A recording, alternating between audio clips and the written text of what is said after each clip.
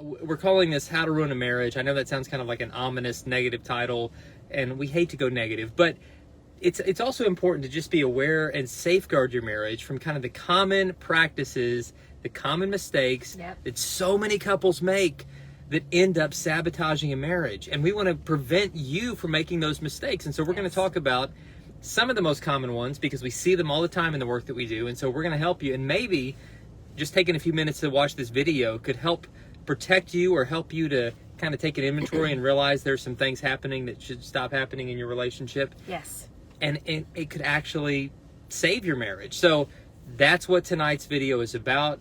Welcome to those of you who are watching from all over. Hey, all over. Chandler just said I'm the same age as him, and Chandler is the name of our son. I know. Chandler can be like a boy or a girl name. You might be. Right. I think it's normally a boy name, but I've seen it both. Hey, we know some girls who are Chandler. So that's too, wild. So yeah, that's really cool. And we're looking at these videos as they come in. Yes. Comments as they come in. Yes, comments. Sorry. Yes, but Facebook changed how they do these live videos, so we actually can see ourselves over in the corner, and there's a time lapse, which is kind of bizarre. I'm not really sure how to get that off of there. So it's totally freaking me out. Yeah, so that's why I said video. So I'm seeing myself. There's this weird little on video thing and over there. It's blowing my mind. They're always changing things, you know. Mark Zuckerberg is way smarter than me. That's what I've learned. So, but before we dive in, though, quick announcement. Check out the Naked Marriage Podcast. This is usually the announcement. I like defer to the podcast because the podcast is where you guys can find the best collection of all of our free content. It's the Naked Marriage Podcast with Dave and Ashley Willis. You can find it on YouTube where you can actually watch the episodes. You'd rather watch it looks kind of like this, except more professional. Yeah. Or iTunes, Spotify, Google Play, Podbean, wherever you listen. Check out the Naked Marriage Podcast. That's right. And also the Naked Marriage book. Or audiobook that we read. That is right. So check those things out. But tonight, How to Ruin a Marriage. Yeah. And so what we're really trying to teach you tonight is not how to ruin your marriage, but how to avoid doing the things that will ruin a marriage. So. Yes. And so, like, I would say, and people underestimate this, but when I think about, like, the number one way that people kind of start going down that path of inadvertently ruining their marriage, because I'm of the belief, I don't think anybody sets out to ruin their marriage. I really do believe every single one of us wants to have a great marriage. Yeah. It happens very subtly, and it happens day by day. It's when this becomes bad habits. And one of the things is getting into kind of the bad habit of assuming the worst about your spouse and of your spouse. Yeah, that's huge. And it's like where they become the bane of your existence, because it starts very subtly. It starts in our thoughts with them doing something maybe wrong, or maybe them being aloof and not thinking about the things that we ask them to do, or whatever it is. I mean, it could be as simple as like leaving the laundry on the floor. And we start to have these negative thoughts like, oh, he always does that. He doesn't care. He just thinks I'm his maid. Or, you know, she always does this thing and she knows I like it when she does this, and she's doing the complete opposite. You know, she just never really cares about me. And we start making these assumptions and having thoughts of like, you know, that our spouse always does this or never does something. And always and never, it gets us in a lot of trouble. And it does start in thoughts, and it doesn't necessarily come out in the beginning. There's a long thought process of us assuming the worst. And before you know it, you're saying it. And then you see fights happen because of it. And it just leads you down a road of negativity. And you know, I will say there's hope in coming back from that, but the sooner you recognize that behavior, the better. And so like, if you're watching me right now and you're like, oh my goodness, that's me. Like, I tend to just assume the worst, and I feel like I don't want to be in the same room as them, because hearing them breathe is the worst sound in my ears. Right. And hearing, you know, him clear his throat or whatever, or her laugh, it's like daggers in my ears. It's not You're funny. in that I don't dynamic. mean to laugh. Well, I mean, because it sounds funny when you're in a good place, you can laugh about it. Like when you get through this and you get on the other side, you can laugh about it. But right now it's serious. And you're like, I mean, you might even, maybe in your heart, you're watching this and you're like, I hate my spouse. Like you maybe, you know, we've talked to couples where they're like, you know, I really hate them right now. Like, I don't want to be around them. I just, their existence just annoys me. I feel like they failed me. And, you know, marriages sadly can get to this point, but it usually starts very subtly with us assuming the worst, okay? Now, some of you watching this might be like, well, what if my spouse really did do something? And the reason I assume the worst is because they keep on letting me down. You know, when there's perpetual sin and there's something that needs to be addressed, that's a whole other issue. But I will say this. When they come to you, like let's say they have an addiction or some kind of struggle, and they come to you and they're like, listen, I am so sorry, but I need help. That's where we can assume that they can get help. Assuming the best in that situation is trusting God that he can do the good work in them and helping them get the help that they need. But it also includes setting healthy boundaries and saying, like, I'm not going to stand for you to keep on doing this bad behavior towards me and towards our family and towards yourself, because I want to bring out the best in you and the best in our family. And so I'm not saying you need to be a doormat and have your head in the clouds and never actually look and see what's actually going on in your home. That's not at all what I'm saying.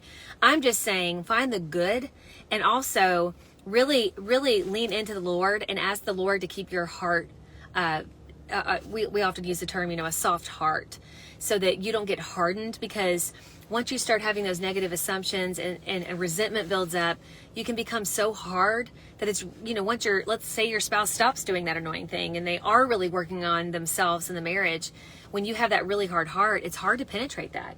Yeah, and so you want to make sure that you keep it soft. We were actually just watching this amazing couple in our small group at church. I'm sorry, I'm doing a lot of talking. I want to have you talk in just a minute. No, I know. Well, I want to share this with you guys because it's fire. So good. You keep going. I mean, we talk, we share with you everything that we're learning, because we are marriage. We consider ourselves marriage encouragers, because all of us can work on our marriages. We never arrive in marriage. We're never just like, oh, I got it, I don't need to work on my marriage anymore. It's always a journey. And so we take all that to heart ourselves. And we're in a small group at church, and we recently did a study on, it was a parenting study, but with parenting, there's also marriage. I mean, it goes hand in hand. And so we were studying this, I think it was called Parenting Together.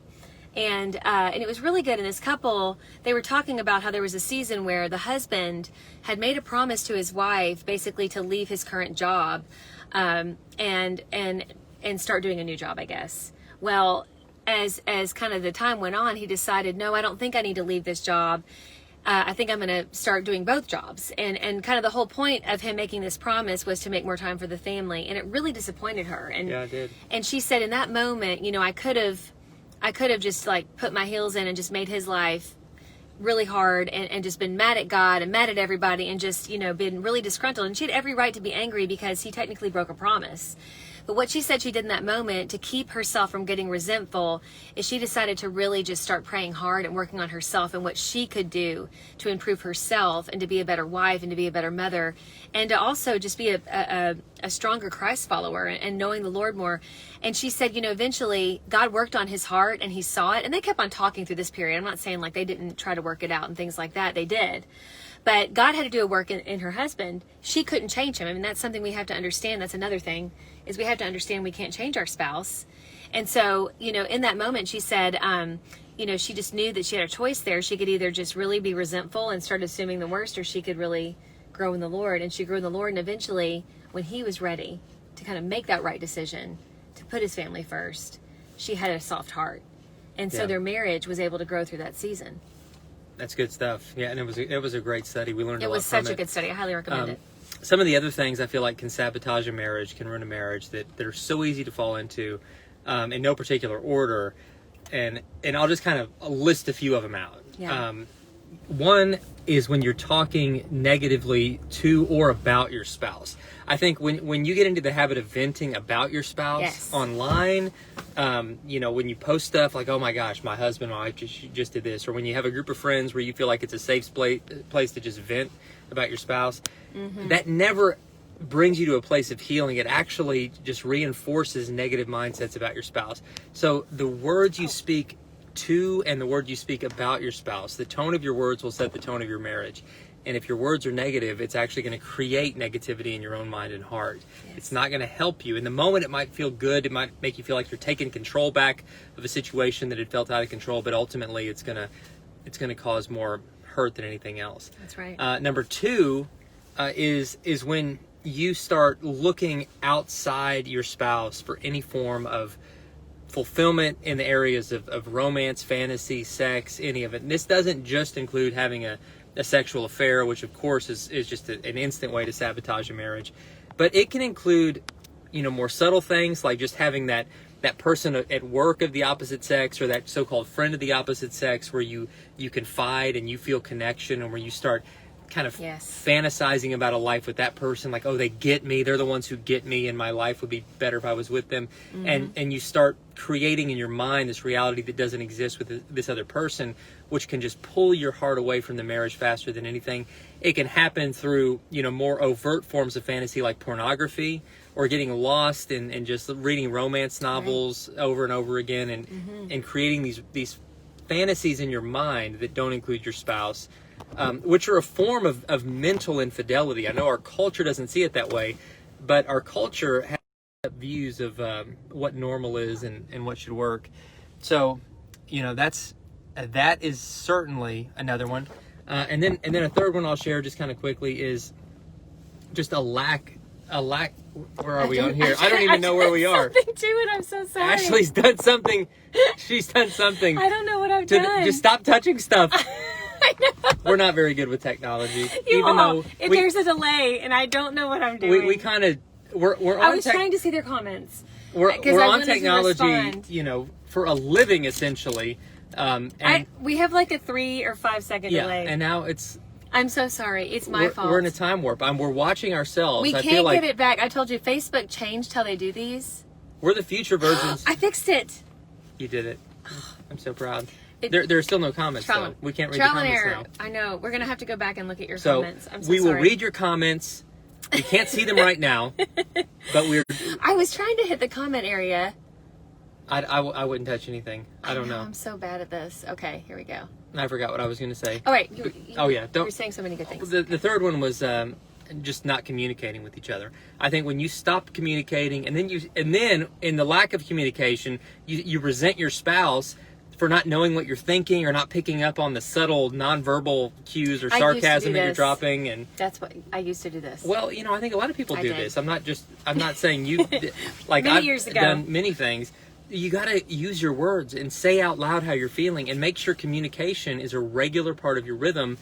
For us, we talk about this a lot. One of the healthiest things we do in our marriage, and for our physical health too, is we try to go on a walk almost every day, like a long walk around the neighborhood, talking about the day, talking about what's happening in our lives, getting some exercise together. Yeah. You need to build those rhythms into your regular routine. And if you're going long periods of time without consistent conversation, because communication does for your marriage what breathing does for your lungs. Yes, it is the thing that keeps your marriage alive. It is. So you've got to do those things. And I could keep going. There are longer lists. We won't talk about all of them on this, but...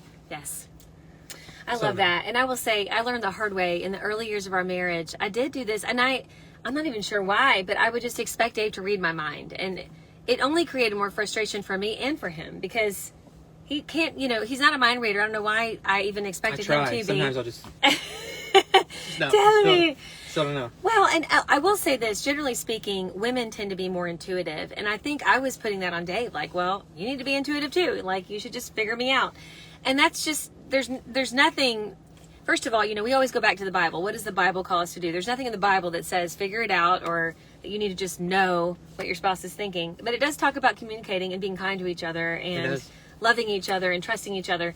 And so, I had to learn that the hard way. And I remember one day, Dave was just like, can you just tell me? Like, I would rather just know. Like, I just want to know what you need and what you want.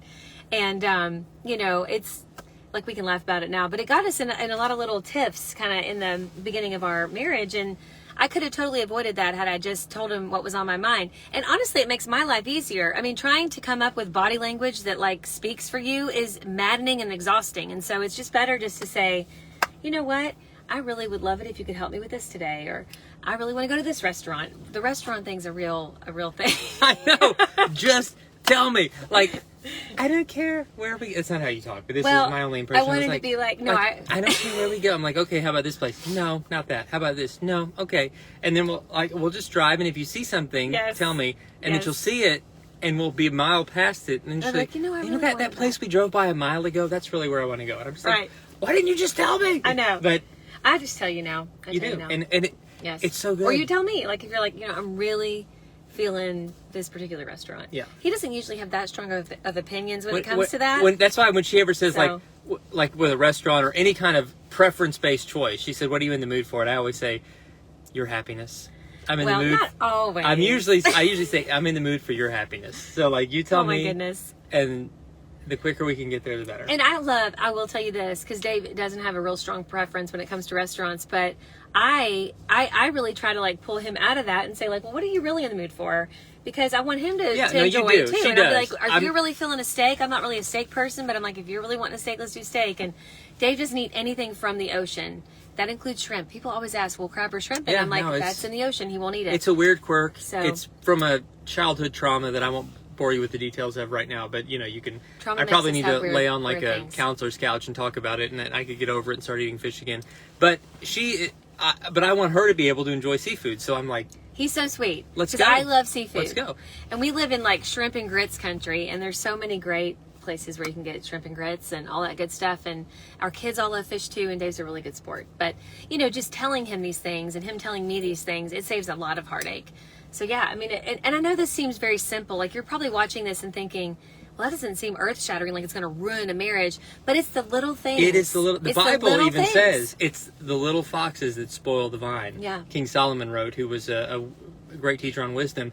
It's like Yes. we're looking for these huge storms to come through and ruin things, but sometimes it's those little foxes that just sneak Burrow in and their way scurry in in there. and burrow their way in. And in marriage, it's the same. It's those little issues Yeah. that burrow their way in and just take root in the relationship and, Yeah. and create negativity, create wedges, create... Bad communication or lack thereof. I think I saw some comments before I erased them off here. Yeah, I'm we so still sorry, can't see your comments. guys. We'll go back and read them later. We always go back and read them. But, the lack, some of you were saying, well, my marriage is ruined right now because we don't even talk anymore. And I know that is even worse.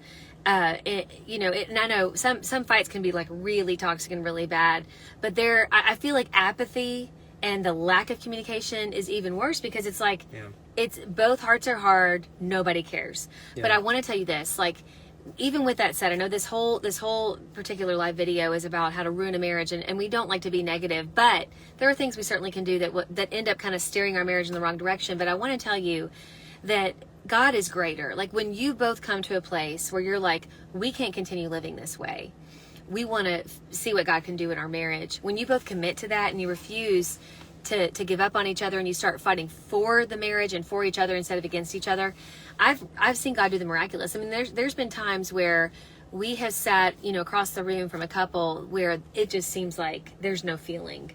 And Yeah, we've seen God just reignite the spark. I mean, we were just spending time with a couple fairly recently that walked through that kind of road, and they have an additional child now, and they couldn't be happier. I mean, and seeing their communication and how different it is now, because they did the hard work. I mean, God did the miracle, but they also continue to do the hard work and get the help they need. They are intentional about spending time together. They're intentional about how they talk to each other. But I have seen, what can happen when two people commit to that. And, I know some of you watching this are like, well, I want to commit to that, but my husband doesn't, or my wife doesn't. And that's a rough place to be. And we talk about that in the Naked Marriage book.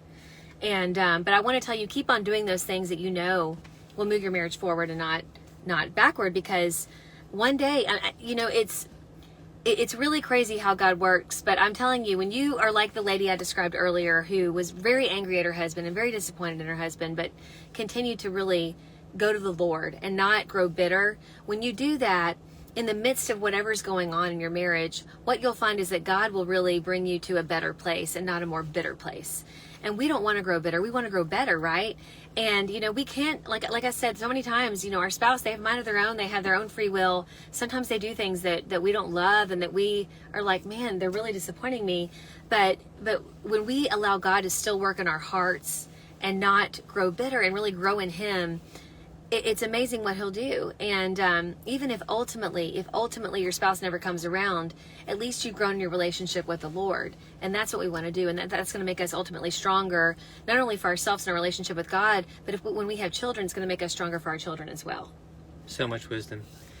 Guys, we could continue talking about this all night, but we got to get home to our and kids. I can't wait to read your comments. I Yes. hate that I can't see them. I can't wait. Right We're going to now. figure out this technology thing. Yes.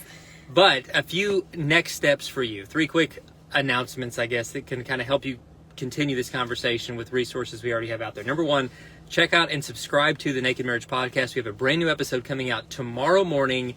So go ahead and subscribe on iTunes, YouTube, wherever you're, Spotify, Google Play, Podbean, the Naked Marriage Podcast with Dave and Ashley Willis. Check it out. It's totally free. And listen to every new episode that comes out. They come out at least once a week, sometimes bonuses in We between. have some really cool bonus episodes coming up. Yeah, I'm really excited about them. Really great interviews. It's a lot of fun. Mm-hmm. Number 2, and that is check out our revamped ministry website. We're part of the team at XO Marriage, which is an amazing marriage ministry.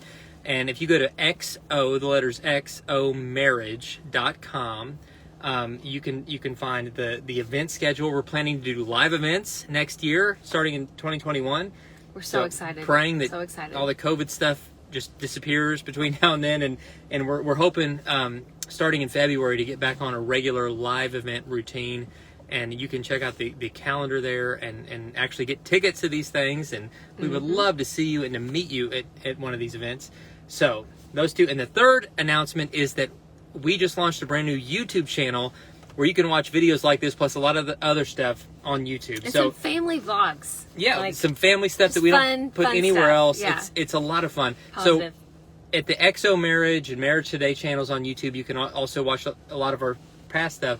But moving forward, the Dave and Ashley Willis channel on YouTube, you just search for our names and kind of keep clicking until you find the new channel. It's new, so it's probably doesn't have a whole bunch of subscribers yet. We could put a link yet. In here, actually, in the comments, hopefully. We'll probably go back to the comments and just say, here's the link. But go to YouTube and check that out. So those three things: Naked Marriage Podcast, xomarriage.com, and the Dave and Ashley Willis channel on YouTube. Yes, and I will tell you, even with the XO Marriage events starting in February, even if COVID is still a major issue, I believe we have protocol where we can make it safe for everybody, because I know everybody's really excited to get back to having conferences again. And it's a great way to just engage with your spouse and have that time away together to grow in your marriage. And so definitely look into it. I know tickets are already going fast, so we're really excited about it. So we're excited. Definitely get your ticket now. Yeah, we are. We're excited. Yes. To see you guys again. Thank you all so much for tuning in. I can't wait again to read your comments. Forgive me for my technological mishap. Mine too. We're learning. We're learning. Yes. And that's a lifelong journey, isn't it? It is. Learning. It is. All right. Love Bye, you guys. guys. See you.